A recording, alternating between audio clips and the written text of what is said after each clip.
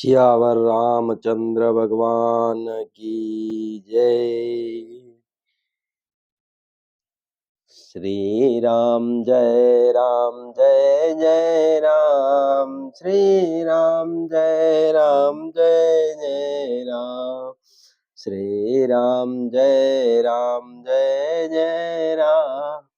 श्री राम जय जय राम। श्री शिवजी की कृपा से उसके हृदय में सुंदर बुद्धि का विकास हुआ, जिससे यह तुलसीदास श्री रामचरितमानस का कवि हुआ। अपनी बुद्धि के अनुसार तो वह इसे मनोहर ही बनाता है, किंतु फिर भी हे सज्जनों, सुंदर चित्त से सुनकर इसे आप सुधार लीजिए। सुंदर सात्विकी बुद्धि भूमि है, हृदय ही उसमें गहरा स्थान है। वेद पुराण समुद्र हैं और साधु संत मेघ हैं। वे साधु रूपी मेघ श्री राम जी के सुंदर यश रूपी सुंदर मधुर मनोहर और मंगलकारी जल की वर्षा करते हैं। सगुण लीला का जो विस्तार से वर्णन करते हैं, वही राम सुयश रूपी जल की निर्मलता है, जो मल का नाश करते हैं। और जिस प्रेमा भक्ति का वर्णन नहीं किया जा सकता, वही इस जल की मधुरता और सुंदर शीतलता है। वह राम सुयश रूपी जल सत्कर्म रूपी दान के लिए हितकर है और श्री राम जी के भक्तों का तो जीवन ही है। वह पवित्र जल बुद्धि रूपी पृथ्वी पर गिरा और सिमट कर सुहावने कान रूपी मार्ग से चला और मानस हृदय रूपी श्रेष्ठ स्थान में भरकर वही स्थिर हो गया। वही पुराना होकर सुंदर रुचिकर शीतल और सुखदायी हो गया। इस कथा में बुद्धि से विचार कर जो चार अत्यंत सुंदर और उत्तम संवाद कुशुंडी गुरुड़, शिव पार्वती, याज्ञवल्क, भरद्वाज और तुलसीदास और संत रचे हैं, वही इस पवित्र और सुंदर सरोवर के चार मनोहर घाट हैं। 7 कांड ही इस मानस सरोवर की सुंदर 7 सीढ़ियां हैं, जिनको ज्ञान रूपी नेत्रों से देखते ही मन प्रसन्न हो जाता है। श्री रघुनाथ जी की निर्गुण प्राकृतिक गुणों से अतीत और निर्बाध एक रस महिमा का जो वर्णन किया जाएगा, वही इस सुंदर जल की अथाह गहराई है। श्री रामचंद्र जी और सीता जी का यश अमृत के समान जल है। इसमें जो उपमाएं दी गई हैं, वही तरंगों का मनोहर विलास है। सुंदर चौपाइयां ही इसमें घनी फैली हुई पुरैन कमलिनी है और कविता की युक्तियां सुंदर मणि मोती उत्पन्न करने वाली सुहावनी सीपियां हैं। जो सुंदर छंद सोरठे और दोए हैं, वही इसमें बहुरंगे कमलों के समूह सुशोभित हैं। अनुपम अर्थ, ऊंचे भाव और सुंदर भाषा ही पराग, पुष्परज, मकरंद, पुष्परस और सुगंध है। सत्कर्मों पुण्यों के पुंज बोरों की सुंदर पंक्तियां हैं। ज्ञान वैराग्य और विचार हंस हैं। कविता की ध्वनि वक्रोक्ति गुण और जाति ही अनेकों प्रकार की मनोहर मछलियां हैं। अर्थ धर्म काम मोक्ष, ये चारों ज्ञान विज्ञान का विचार के कहना, काव्य के नौरस, जप तप योग और वैराग्य के प्रसंग, ये सब इस सरोवर के सुंदर जलचर जीव हैं। सुकृति जनों के, साधुओं के और श्री राम नाम के गुणों का गान ही विचित्र जल पक्षियों के समान है। संतों की सभा ही इस सरोवर के चारों ओर की अमराई है और श्रद्धा वसंत ऋतु के समान कही गई है। नाना प्रकार से भक्ति का निरूपण और क्षमा दया तथा दम लताओं के मंडप हैं। मन का निग्रह यम नियम ही उनके फूल हैं। ज्ञान फल हैं और श्री हरि के चरणों में प्रेम ही इस ज्ञान रूपी फल का रस है, ऐसा वेदों ने कहा है। इसमें और भी जो अनेक प्रसंगों की कथाएं हैं, वे ही इसमें तोते कोयल आदि रंग बिरंगे पक्षी हैं। कथा में जो रोमांच होता है, वही वाटिका बाग और वन है, और जो सुख होता है, वही सुंदर पक्षियों का विहार है। निर्मल मन ही माली है, जो प्रेम रूपी जल से सुंदर नेत्रों द्वारा उनको सींचता है। जो लोग इस चरित्र को सावधानी से गाते हैं, वे ही इस तालाब के चतुर रखवाले हैं और जो स्त्री पुरुष सदा आदर पूर्वक इसे सुनते हैं, वे ही इस सुंदर मानस के अधिकारी उत्तम देवता हैं। जो अति दुष्ट और विषयी विषयी हैं, वे अभागे बगुले और कौवे हैं, जो इस सरोवर के समीप नहीं जाते, क्योंकि यहाँ घोंगे, मेंढक और सेंवार के समान विषय रस की नाना कथाएं नहीं है। इसी कारण बेचारे कौवे और बगुले रूपी विषयी लोग यहाँ आते हुए हृदय में हार मान जाते हैं, क्योंकि इस सरोवर तक आने में कठिनाइयां बहुत हैं। श्री राम जी की कृपा बिना यहाँ नहीं आया जाता। घोर कुसंग ही भयानक बुरा रास्ता है। उन कुसंगियों के वचन ही बाघ, सिंह और सांप हैं। घर के कामकाज और गृहस्थी के भांति-भांति के जंजाल ही अत्यंत दुर्गम बड़े-बड़े पहाड़ हैं। मोह, मद और मान ही बहुत से बीहड़ वन हैं और नाना प्रकार के कुतर्क ही भयानक नदियां हैं। जिनके पास श्रद्धा रूपी राह खर्च नहीं है और संतों का साथ नहीं है और जिनको श्री रघुनाथ जी प्रिय नहीं है, उनके लिए यह मानस अत्यंत ही अगम है। अर्थात श्रद्धा, सत्संग और भगवत प्रेम के बिना कोई इसको नहीं पा सकता। यदि कोई मनुष्य कष्ट उठाकर वहां तक पहुंच भी जाए, तो वहां जाते ही उसे नींद रूपी जूड़ी आ जाती है। हृदय में मूर्खता रूपी बड़ा कड़ा जाड़ा लगने लगता है, जिससे वहां जाकर भी वह अभागा स्नान नहीं कर पाता। उससे उस सरोवर में स्नान और उसका जलपान तो किया नहीं जाता, वह अभिमान सहित लौट आता है। फिर यदि कोई उससे वहां का हाल पूछने आता है, तो वह अपने अभाग्य की बात न कहकर सरोवर की निंदा करके उसे समझाता है। ये सारे विघ्न उसको नहीं व्यापते, बाधा नहीं देते, जिसे श्री रामचंद्र जी सुंदर कृपा की दृष्टि से देखते हैं। वही आदर पूर्वक इस सरोवर में स्नान करता है और महान भयानक त्रिताप से, आध्यात्मिक, आदि दैविक, आदि भौतिक तपों से नहीं जलता। जिनके मन में श्री रामचंद्र जी के चरणों में सुंदर प्रेम है, वे इस सरोवर को कभी नहीं छोड़ते। हे भाई, जो इस सरोवर में स्नान करना चाहे, वह मन लगाकर सत्संग करे। ऐसे मानस सरोवर को हृदय के नेत्रों से देखकर और उसमें गोता लगाकर कवि की बुद्धि निर्मल हो गई। हृदय में आनंद और उत्साह भर गया और प्रेम तथा आनंद का प्रवाह उमड़ आया। उससे वह सुंदर कविता रूपी नदी बह निकली, जिसमें श्री राम जी का निर्मल यश रूपी जल भरा है। इस कविता रूपिणी नदी का नाम सरयू है, जो संपूर्ण सुंदर मंगलों की जड़ है। लोकमत और वेदमत इसके दो सुंदर किनारे हैं। यह सुंदर मानस सरोवर की कन्या सरयू नदी बड़ी पवित्र है और कलयुग के छोटे बड़े पाप रूपी तिनकों और वृक्षों को जड़ से उखाड़ फेंकने वाली है। तीनों प्रकार के श्रोताओं का समाज ही इस नदी के दोनों किनारों पर बसे हुए पूर्वे गांव और नगर हैं और संतों की सभा ही सब सुंदर मंगलों की जड़ अनुपम अयोध्या जी हैं। सुंदर कीर्ति रूपी स्वामिनी सरयू जी राम भक्ति रूपी गंगा जी में जा मिली। छोटे भाई लक्ष्मण सहित श्री राम जी के युद्ध का पवित्र यश रूपी सुहावना महानद सोन उसमें आ मिला। दोनों के बीच में भक्ति रूपी गंगा जी की धारा ज्ञान और वैराग्य के सही शोभित हो रही है। ऐसी तीनों तापों को डराने वाली यह तिमुहानी नदी राम स्वरूप रूपी समुद्र की ओर जा रही है।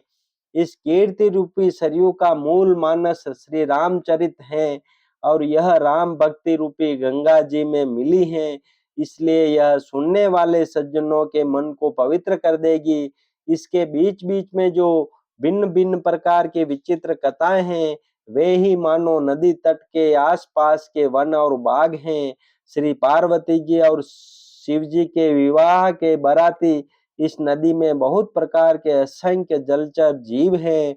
श्री रघुनाथ जी के जन्म की आनंद बधाइयां ही इस नदी के भंवर और तरंगों की मनोहरता है। चारों भाइयों के जो बाल चरित हैं, वे ही इसमें खिले हुए रंग बिरंगे बहुत से कमल हैं। महाराज श्री दशरथ जी तथा उनकी रानियों और कुटुंबियों के सत्कर्म ही भ्रमर और जल पक्षी हैं। श्री सीता जी के स्वयंवर की जो सुंदर कथा है, वही इस नदी में सुहावनी छवि छा रही हैं। अनेकों सुंदर विचारपूर्ण प्रश्न ही इस नदी की नावें हैं और उनके विवेक युक्त उत्तर ही चतुर केवट हैं। इस कथा को सुनकर पीछे जो आपस में चर्चा होती है, वही इस नदी के सहारे सहारे चलने वाले यात्रियों का समाज शोभा पा रहा है। परशुराम जी का क्रोध इस नदी की भयानक धारा है और श्री रामचंद्र जी के श्रेष्ठ वचन ही सुंदर बंधे हुए घाट हैं। भाइयों सहित श्री रामचंद्र जी के विवाह का उत्साह ही इस कथा नदी की कल्याणकारिणी बाढ़ है, जो सभी को सुख देने वाली है। इसके कहने सुनने में जो हर्षित और पुलकित होते हैं, वे ही पुण्यात्मा पुरुष हैं, जो प्रसन्न मन से इस नदी में नहाते हैं। श्री रामचंद्र जी के राज तिलक के लिए जो मंगल साज सजाया गया, वही मानो पर्व के समय इस नदी पर यात्रियों के समूह इकट्ठे हुए हैं। कैकई की कुबुद्धि ही इस नदी में काई है, जिसके फलस्वरूप बड़ी भारी विपत्ति आ पड़ी। संपूर्ण अनगिनत उत्पातों को शांत करने वाला भरत जी का चरित्र नदी तट पर किया जाने वाला जप यज्ञ है। कलयुग के पापों और दुष्टों के अवगुणों के जो वर्णन है, वे ही इस नदी के जल का कीचड़ और बगुले कौवे हैं। यह कीर्ति रूपिणी नदी 6 ऋतुओं में सुंदर है। सभी समय यह परम सुहावनी और अत्यंत पवित्र है। इसमें शिव पार्वती का विवाह हेमंत ऋतु है। श्री रामचंद्र जी के जन्म का उत्सव सुखदायी शिशिर ऋतु है। श्री रामचंद्र जी के विवाह समाज का वर्णन ही आनंद मंगलमय ऋतुराज बसंत है। श्री राम जी का वनगमन दूसरा ग्रीष्म ऋतु है और मार्ग की कथा ही कड़ी धूप और लू है। राक्षसों के साथ घोर युद्ध ही वर्षा ऋतु है, जो देवकुल रूपी दान के लिए सुंदर कल्याण करने वाली है। रामचंद्र जी के राज्य काल का जो सुख विनम्रता और बड़ाई है, वही निर्मल सुख देने वाली सुहावनी शरद ऋतु है। सती शिरोमणि श्री सीता जी के गुणों की जो कथा है, वही इस जल का निर्मल और अनुपम गुण है। श्री भरत जी का स्वभाव इस नदी की सुंदर शीतलता है, जो सदा एक सी रहती है और जिसका वर्णन नहीं किया जा सकता। चारों भाइयों का परस्पर देखना, बोलना, मिलना, एक दूसरे से प्रेम करना, हंसना और सुंदर भाईपन इस जल की मधुरता और सुगंध है। मेरा आर्त भाव, विनय और दीनता इस सुंदर और निर्मल जल का कम हल्कापन नहीं है, अर्थात अत्यंत हल्कापन है। यह जल बड़ा ही अनोखा है, जो सुनने से ही गुण करता है और आशा रूपी प्यास को और मन के मेल को दूर कर देता है। यह जल श्री रामचंद्र जी के सुंदर प्रेम को प्रपुष्ट करता है, कलयुग के समस्त पापों और उनसे होने वाली ग्लानि को हर लेता है, संसार के जन्म मृत्यु रूप श्रम को सौंप लेता है, संतोष को भी संतुष्ट करता है और पाप ताप दरिद्रता और दोषों को नष्ट कर देता है। यह जल काम क्रोध मद और मोह का नाश करने वाला और निर्मल ज्ञान और वैराग्य का बढ़ाने वाला है। इसमें आदर पूर्वक स्नान करने से और इसे पीने से हृदय में रहने वाले सब पाप ताप मिट जाते हैं। जिन्होंने इस राम सुयश रूपी जल से अपने हृदय को नहीं धोया, वे कायर कली काल के द्वारा ठगे गए। जैसे प्यासा हिरण सूर्य की किरणों के रेत पर पड़ने से उत्पन्न हुए जल के ब्रह्म को वास्तविक जल समझकर पीने को दौड़ता है और जल न पाकर दुखी होता है, वैसे ही वे कलयुग से ठगे हुए जीव भी विषयों के पीछे भटक कर दुखी होंगे। अपनी बुद्धि के अनुसार इस सुंदर जल के गुणों को विचार कर उसमें अपने मन को स्नान कराकर और श्री भवानी शंकर को स्मरण करके कवि तुलसीदास सुंदर कथा कहता है।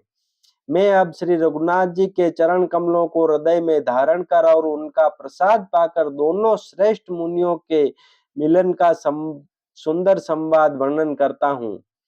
भरद्वाज मुनि प्रयाग में बसते हैं। उनका श्री राम जी के चरणों में अत्यंत प्रेम है। वे तपस्वी, निग्रह चित्त, जितेंद्रिय, दया के निदान और परमार्थ के मार्ग में बड़े ही चतुर हैं। माघ में जब सूर्य मकर राशि पर जाते हैं, तब सब लोग तीर्थराज प्रयाग को आते हैं। देवता, दैत्य, किन्नर और मनुष्यों के समूह सब आदर पूर्वक त्रिवेणी में स्नान करते हैं। श्री वेणी माधव जी के चरण कमलों को पूजते हैं और अक्षय वट का स्पर्श कर उनके शरीर पुलकित होते हैं। भरद्वाज जी का आश्रम बहुत ही पवित्र, परम रमणीय और श्रेष्ठ मुनियों के मन को भाने वाला है। तीर्थराज प्रयाग में जो स्नान करने जाते हैं, उन ऋषि मुनियों का समाज वहां भरद्वाज जी के आश्रम में जुड़ता है। प्रातःकाल सब उत्साह पूर्वक स्नान करते हैं और फिर परस्पर भगवान के गुणों की कथाएं कहते हैं। ब्रह्म का निरूपण, धर्म का विधान और तत्वों के विभाग का वर्णन करते हैं तथा ज्ञान वैराग्य से युक्त भगवान की भक्ति का कथन करते हैं। इसी प्रकार माघ के महीने भर स्नान करते हैं और फिर सब अपने अपने आश्रमों को चले जाते हैं। हर साल वहां इसी तरह बड़ा आनंद होता है। मकर में स्नान करके मुनिगण चले जाते हैं। एक बार पूरे मगर मकर भर स्नान करके सब मुनीश्वर अपने अपने आश्रमों को लौट गए। परम ज्ञानी याज्ञवल्क्य मुनि को चरण पकड़कर भरद्वाज जी ने रख लिया। आदर पूर्वक उनके चरण कमल धोए और बड़े ही पवित्र आसन पर उन्हें बैठाया। पूजा करके मुनि याज्ञवल्क्य जी के सुयश का वर्णन किया और फिर अत्यंत पवित्र और कोमल वाणी से बोले, हे नाथ, मेरे मन में एक बड़ा संदेह है। वेदों का तत्व सब आपकी मुट्ठी में है, अर्थात आप ही वेद का तत्व जानने वाले होने के कारण मेरा संदेह निवारण कर सकते हैं। पर उस संदेह को कहते मुझे भय और लाज आती है। भय इसलिए कि कहीं आप यह न समझे कि मेरी परीक्षा ले रहा है। लाज इसलिए कि इतनी आयु बीत गई, अब तक ज्ञान न हुआ, और यदि नहीं कहता हूँ तो बड़ी हानि होती है, क्योंकि अज्ञानी बना रहता हूँ।